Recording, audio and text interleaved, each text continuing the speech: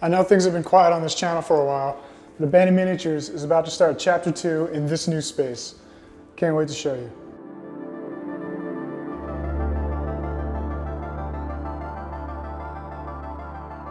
Of course, as soon as I get a whole basement to myself, I have to paint at least some of the walls black. So I painted these, and then I didn't film a ton of it, but this ceiling here didn't have any light fixtures, so I put a bunch of light fixtures in, just to brighten the area up. And then I got going setting up shelves and all kinds of different things to hopefully get something set up and organized. To be honest, a lot of this was kind of just like, let's get everything done as quickly as possible just so it's out of boxes and, moved in. And I didn't organize things right away. I still am going through some things and putting them in places that make a little more sense. But I wanted to try to build out what this new space would be and how I could use it to better film the projects and make it more visually interesting for all of you guys. And so I decided to make all of this kind of a set that did have some open space and some shelves on the walls. So I have all my stuff, but I also have plenty of room to move cameras around and get a bunch of unique angles. And I really hope, starting this very next project, my videos will start to look much different and much more planned out and cinematic.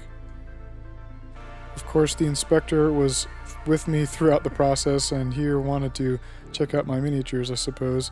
This is also the desk that I set up here in the corner for my editing, and it's really been pretty good. Other than the times Mr. Inspector comes and distracts me, I can really focus here and get a lot of work done.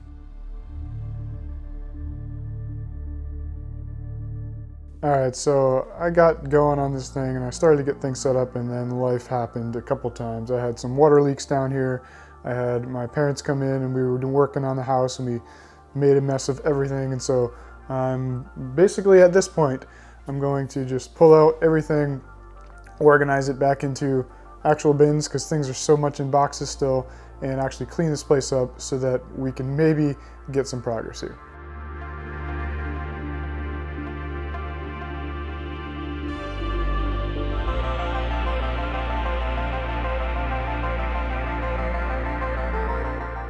I have a lot of allergies when it comes to the resin fumes for resin 3D printing, so I got this tent and set up my 3D printers and actually vented it outside through a dryer vent.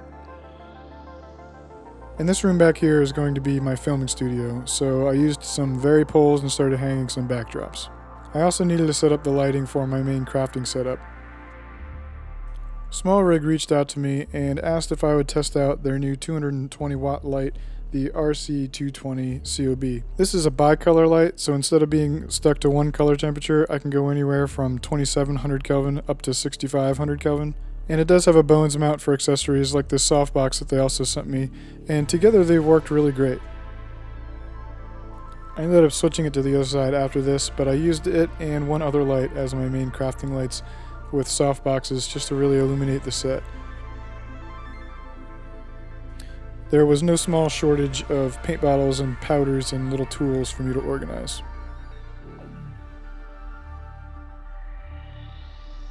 It became apparent that the basement was going to be pretty echoey, and so I decided to put up all of these curtains here, and it made a huge sound difference around the set.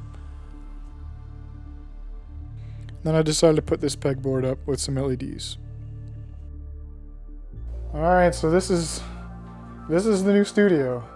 It's been a while in the making, trying to find all of the things from the moving process, but I totally got everything kind of where I want it at this point.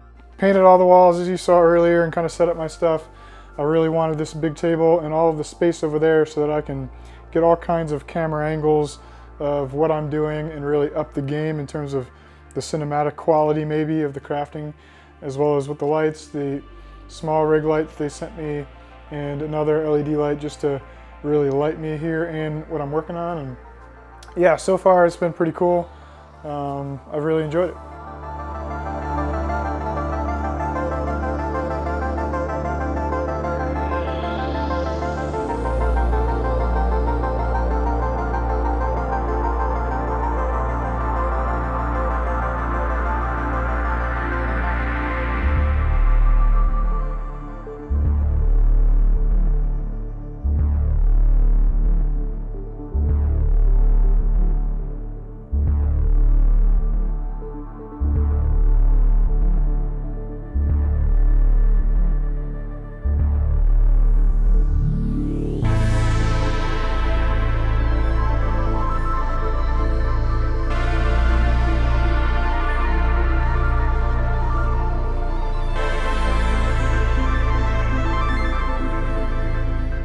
I hope you like the studio tour. I'm excited to be here and really get back to work. I've got some pretty cool projects coming up and a lot of ideas to really spice up the videos. So let me know in a couple weeks when my next video drops what you think of the changes, and give me ideas and help as far as what things you'd like to see on the channel. See you next time.